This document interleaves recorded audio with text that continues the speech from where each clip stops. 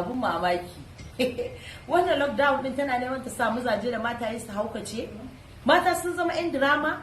Sai kiga wannan ta zo mai ruwa da isa akan ka ba za na daina kewa ba. Billahi lazi la ilaha illa wa ni wannan zakewa da kuke yi ta yi yawa.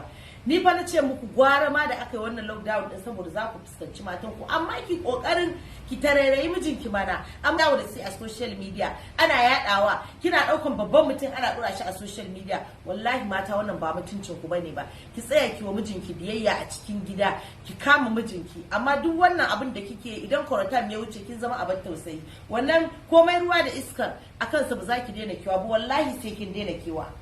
Wallahi sai kin daina kewa.